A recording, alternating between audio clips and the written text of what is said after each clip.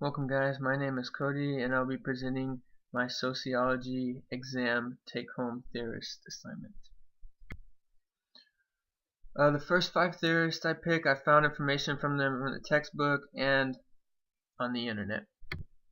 The first, Marion Talbot, born July 1850, died October 1948.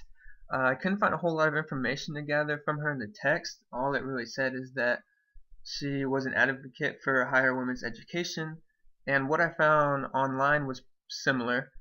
Her theory was that not only men can be well educated, but women can pursue higher education and not be educationally subservient to men.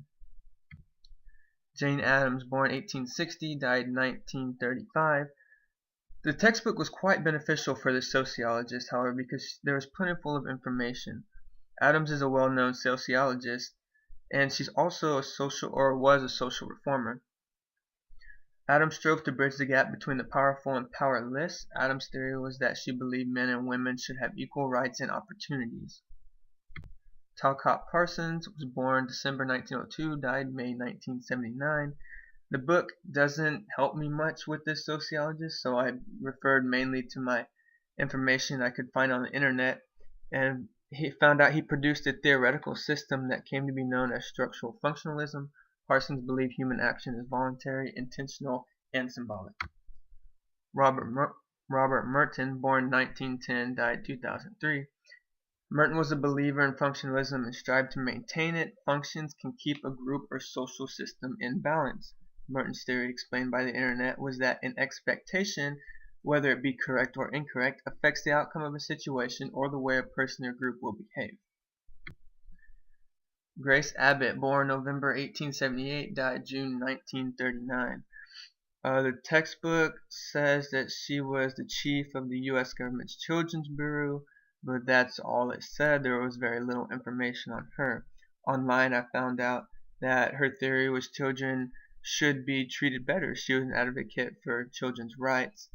Disgusted by the low pay and long hours that she worked, she became a leader in the fight for federal legislation protecting children's rights. My next group of sociologists were ones that I found on the internet because they weren't mentioned in the book. Charles Cooley, born August 1864 and passed away May 1929. His theory is that individuals' self-concepts and identities are a reflection of how other individuals personally perceive us. He was a founding member, and he was the 8th member of the American Sociological Society. Irving Goffman, born June 1922 and died November 1982. Goffman wrote about how conceptual frames structure an individual's perception of society. He used the concept of a picture frame to illustrate his theory. The frame, he described, represents structure and is used to hold together an individual's context of what they are experiencing in their life, hence represented by a picture. Robert Park, born 1864, died 1944. He formulated his theory around the concepts of biology. He conveyed his analysis of human communities and believed society could be understood as an organism that grew in discernible patterns. Ernest Burgess, born 1886, died 1966. Ernest spent a considerable amount of time studying family and marriage. His main goal was to use a scientific method to predict the success rate among marriage. He theorized that harmony in marriage requires a certain amount of adjustment in attitudes and social behavior between the two people getting married. Franklin Frazier, born September 1896, died May 1962. He theorized that extreme racial tension affected African Americans in their academic studies. He taught as a professor at the Howard University as a black culture professor. I found this portion of the assignment quite challenging, considering not many of my sociologists have any say on the economy or the government, but I'll give it a shot. The first portion I picked was the change in the number of uninsured. The Affordable Care Act has 2 primary mechanisms for increasing insurance coverage. 1. Expanding Medicaid eligibility to include individuals within 138% of the federal poverty level, and 2. Creating state-based insurance exchanges where individuals and small businesses can buy health insurance plans. those individuals with incomes between 100% and 400% of the federal poverty level will be eligible for subsidies to do so. Drafters of the Affordable Care Act believe that increasing insurance coverage will not only improve quality of life, but also help reduce medical bankruptcies, currently the leading cause of American bankruptcy in America. Marion Talbot wouldn't have much to say about this because her main focus was on women's education. Jane Addams would probably agree with this, considering that she wanted to bridge the gap between the powerful and powerless. She wanted everybody to be equal and have equal rights. Men and women should have equal rights and opportunities. Talcott Parsons, his theory was about structural functionalism. He believed human action is voluntary, intentional, and symbolic, and I guess that could have something to do with this portion.